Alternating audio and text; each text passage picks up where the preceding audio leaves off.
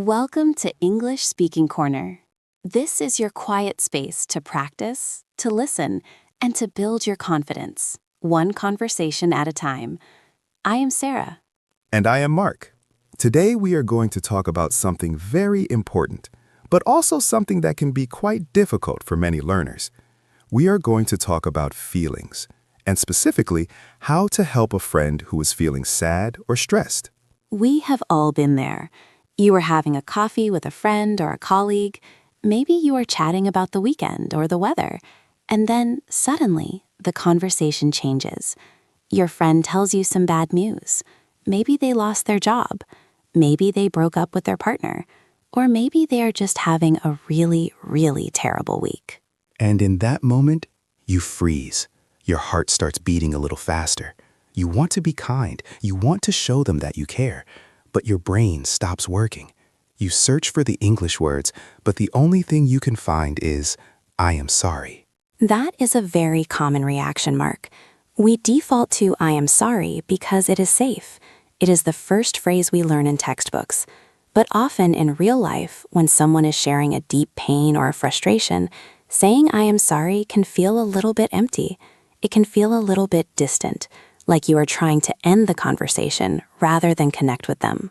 Exactly. It closes the door instead of opening it. Today, in this calm session, we are going to fix that. We are going to learn the English of empathy.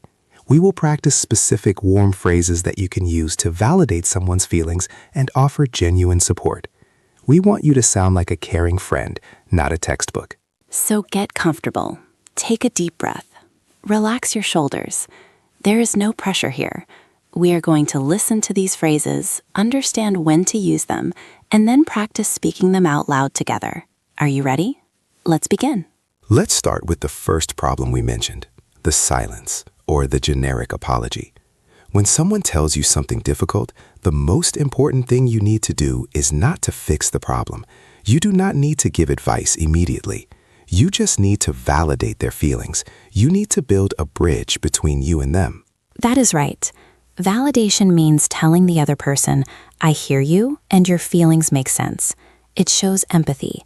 Empathy is different from sympathy. Sympathy is feeling bad for someone. Empathy is feeling with someone. Let's practice our first phrase for this. Imagine your friend just told you that they have to work all weekend and they are very tired. Instead of just saying, oh, that is too bad, try this phrase. Listen first. That sounds incredibly tough. Let's break that down.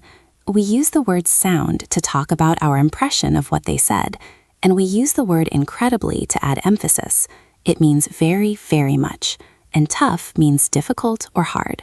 That sounds incredibly tough. Now, I want you to shadow this phrase with me. I will say it slowly. I want you to repeat it out loud exactly as you hear it. Listen to my voice. Notice how my voice goes down at the end. This falling intonation shows that I am serious and sincere. Listen and repeat.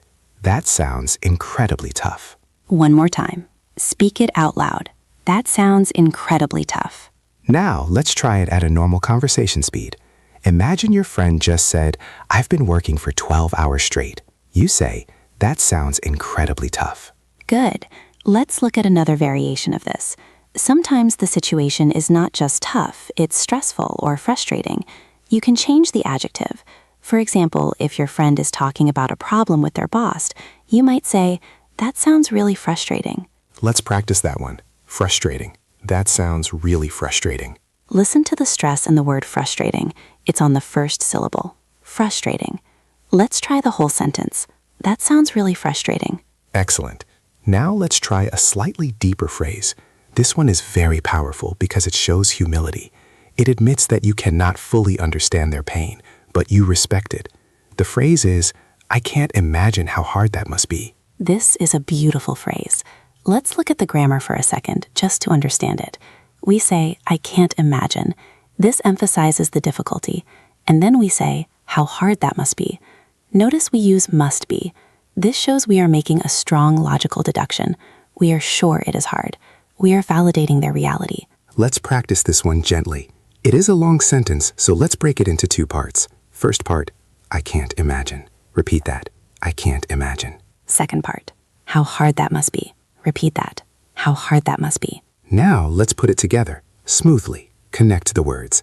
I can't imagine how hard that must be. Try it again. Focus on the word imagine and hard. Give them a little more length. I can't imagine how hard that must be. Doing this makes the other person feel seen. They feel that you are not judging them. You are witnessing their struggle. That is the essence of empathy. Let's try one more validation phrase before we move on. This one is short, simple, but very effective. It's for when you are shocked by their bad news. You can say, I am so sorry to hear that. Wait, Mark. I thought we said not to say I am sorry? Good point, Sarah.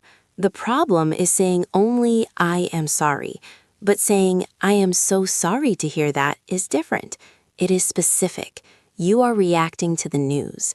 The word so adds warmth, and the phrase to hear that connects your feeling to their story. Let's practice the difference. Don't just say I'm sorry. Say I am so sorry to hear that. Listen to the rhythm. I'm so sorry to hear that. Repeat after me. I am so sorry to hear that. One more time. I am so sorry to hear that. Wonderful. You now have 3 powerful ways to react immediately to bad news. You can say, that sounds incredibly tough. You can say, I can't imagine how hard that must be. Or you can say, I am so sorry to hear that. These are your bridges. They connect you to your friend. If you are finding these phrases helpful, please do take a moment to subscribe to the channel. It helps us create more of these calm, practical lessons for you. By subscribing, you will not miss our future episodes on handling difficult conversations at work or in relationships. Now, let's move to the second step. You have validated their feelings, you have built the bridge. Now you need to open the door. What do we mean by opening the door? Well, often when people are sad, they want to talk, but they do not want to burden you.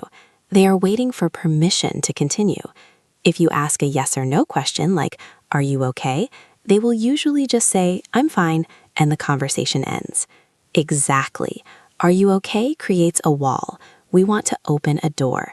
We want to ask questions that invite them to share more, but only if they want to. We call these open door questions.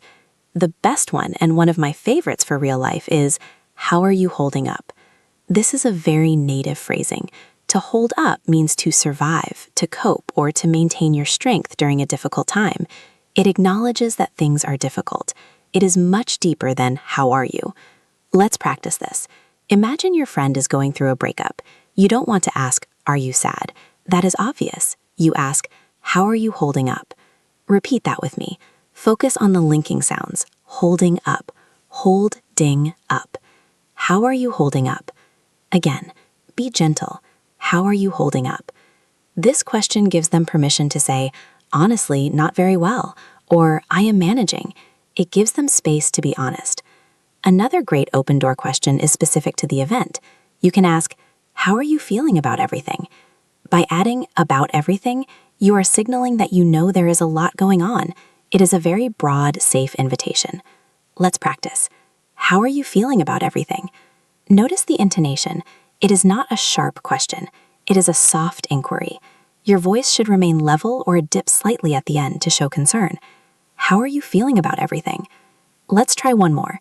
Sometimes you are not sure if they want to talk about it. Maybe they are at work, or maybe they seem private. You can give them an option. You can say, do you want to talk about it? This is direct but polite. It puts the control in their hands. If they say no, that's okay, but usually people appreciate the offer. Let's practice this carefully. Do you want to talk about it? Connect the words talk and about. Talk about. Do you want to talk about it? One more time. Do you want to talk about it? So now you have validated them and you have invited them to speak. But what happens next? What happens when they finish their story? This leads us to step 3, offering genuine support. This is where many English learners get stuck. They want to help, so they say, don't worry, it will be fine. Or they say, you should do this. We have to be very careful with advice. Unsolicited advice can be annoying. When someone is hurting, they usually do not need a solution immediately. They need support. They need to know they are not alone. So instead of fixing the problem, offer your presence. A fantastic phrase for this is, I'm here if you need to vent. Let's talk about that word, vent. V-E-N-T. To vent means to let out your emotions, like steam coming out of a pot. It means complaining, crying, or just talking angrily to release stress. It is a very healthy thing to do. Telling someone, "I'm here if you need to vent," means I will listen to your complaints and I will not judge you. It is a great gift to give a friend. Let's practice this phrase. I'm here if you need to vent. Repeat after me. I'm here if you need to vent. Make sure you sound available. Your tone should be open. I'm here if you need to vent. Another option is slightly more general. You can say, "Please let me know if there is anything I can do." This is a classic phrase.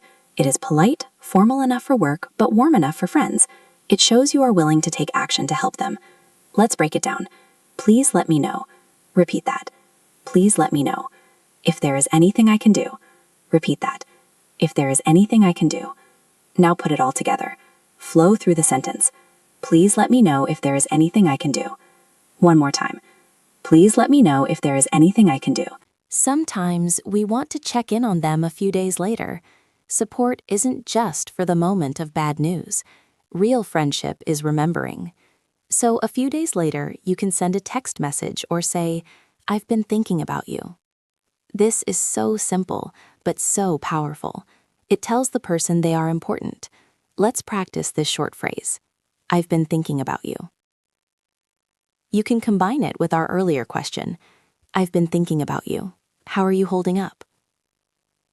Let's try that combination. It is a full package of care. I've been thinking about you. How are you holding up? Excellent. You are building a toolkit of kindness here. You have the validation, the open door, and the offer of support. Now, let's put this all into practice. We are going to do a simulation. I want you to imagine a real scenario. I will play the role of your friend, Mark. I am going to tell you some bad news. I want you to listen, and in the silence, I want you to speak out loud the correct phrase we learned. I will guide you on which type of phrase to use. Are you ready? Here is the situation. We are colleagues. We are having a coffee break. I look tired. I look down. I say to you, "Hey, I actually got some bad news this morning. My landlord is selling my apartment, and I have to move out by next month. I have no idea where I'm going to go." Now, I want you to use a validation phrase. Try saying, "That sounds incredibly stressful." Go ahead, say it now. Did you say it? Good. Let's try that again. Respond to me. I have to move out next month. You say, "That sounds incredibly stressful." Now I continue. I say, "Yeah, it is. The rent prices are so high right now, and I just don't have time to look for a place with work being so busy." Now use an open door question. Ask me how I am coping. Try, "How are you holding up?" Say it now. Good. Ask me, "How are you holding up?" I respond, "Honestly, I am a bit overwhelmed. I haven't slept much." Now offer support. Tell me you are available to listen. Try, "I'm here if you need to vent." Say it now. Perfect. That simple conversation is completely different from just saying, "Oh, sorry." You connected with me. You validated my stress about moving. You asked how I was coping, and you offered a safe space. Let's try one more simulation. This one is a bit more serious. Imagine I am your close friend. I say, "Sarah, I need to tell you something. I didn't get that promotion I wanted. They gave it to someone else. I worked so hard for it." Now, show empathy. Use the imagine phrase. I can't imagine how disappointing that must be. Try it. Good. I can't imagine how disappointing that must be. I say, "It really hurts. I feel like I wasted my time." Now, check in on my feelings. Ask, "How are you feeling about everything?" Go ahead. Good. How are you feeling about everything? I say, "I am angry, mainly. I feel unappreciated." Now, offer general help. Use the anything I can do phrase. Go ahead. Excellent. Please let me know if there is anything I can do. Do you see the flow? It is a dance. You listen, you validate, you ask, you support. You are not rushing to fix it. You are slowing down to connect. We also need to talk about one very specific element that helps these phrases work: nonverbal communication. This is an audio lesson, so we cannot see each other, but you can hear a smile, and you can hear a frown. When you say these phrases, your face matters. If you say, "That sounds tough," while looking at your phone or smiling, it will sound sarcastic. To sound sincere in English, you need to soften your voice. Lower your volume slightly. Speak a little slower than usual. Let's try an experiment. I want you to say the phrase, "That sounds tough," in a happy, fast voice. Try it. That sounds tough. It sounds rude, doesn't it? It sounds like you don't care. Now, drop your shoulders, relax your jaw, lower your voice, say it slowly. That sounds tough. Can you hear the difference? The emotion is carried in the music of the words, not just the words themselves. Also, do not be afraid of the small sounds. In English, when we are listening to a long story, we use small words to show we are still there. We say things like, "Oh, I see, right." These are called active listening sounds. If you stay completely silent for 2 minutes while your friend talks, they might think you are bored. Let's practice a few of these. They are very easy but important. The sympathetic sound. Oh. Try it. Make it long and soft. Oh. The understanding sound. I see. Try it. Nod your head while you say it. I see. The agreement sound. Right. Try it. Softly. Right. You can sprinkle these into the conversation while the other person is talking. It encourages them to keep going. Let's do a quick drill with these. I will speak a few sentences. I want you to insert a small listening sound in the gaps. I say, "So I went to the doctor yesterday." "Oh, and he told me that I need to have surgery on my knee." "I see. It means I won't be able to play football for 6 months." "Right. And I am just really worried about the recovery time." That sounds tough. See how natural that feels? You are participating in the conversation without interrupting the flow. You are being an active partner. Now, I want to address a common worry. Many learners tell me, "Sarah, what if I say the wrong thing? What if I make a grammar mistake when I am trying to comfort someone?" Here is the truth. It does not matter. When people are sad or stressed, they are not checking your grammar. They are checking your heart. They are checking your intention. If you say, "I am feel sad for you," instead of "I feel sad for you," nobody will care. They will feel your kindness. So please, do not let the fear of making a mistake stop you from reaching out. The worst mistake you can make is staying silent and distant because you are afraid of grammar. Connection is more important than perfection. That is the motto of English Speaking Corner. Let's review the toolkit we built today. We have moved away from the robotic "I'm sorry." We have replaced it with 3 steps. Step 1, validation. Phrases like, "That sounds incredibly tough." "That sounds really frustrating." "I can't imagine how hard that must be." "I am so sorry to hear that." Step 2, open door questions. Phrases like, "How are you holding up?" "How are you feeling about everything?" "Do you want to talk about it?" Step 3, offering support. Phrases like, "I'm here if you need to vent. Please let me know if there is anything I can do. I've been thinking about you." And remember the active listening sounds. "Oh, I see. Right." We recommend you choose just one phrase from each category to memorize first. Do not try to learn all of them today. Pick your favorite. Maybe you like, "That sounds tough," and "How are you holding up?" Make those your go-to phrases. When you own them, you will feel much more confident when a difficult conversation starts. Your English is becoming more sophisticated. You are moving beyond just exchanging information, like ordering coffee or giving directions, and you are moving into exchanging emotion. This is the B1 to B2 jump. This is where deeper relationships happen in a second language. Here is your challenge for this week. I want you to think of one person in your life, a friend, a family member, or a colleague who you haven't spoken to in a while, maybe someone who is having a hard time recently. I want you to send them a message or a voice note. Use the phrase we practiced. "I've been thinking about you. How are you holding up?" That is it. Just 2 sentences. See what happens. You might be surprised by how much they appreciate it. And if they share some news, try to use a validation phrase instead of just saying sorry.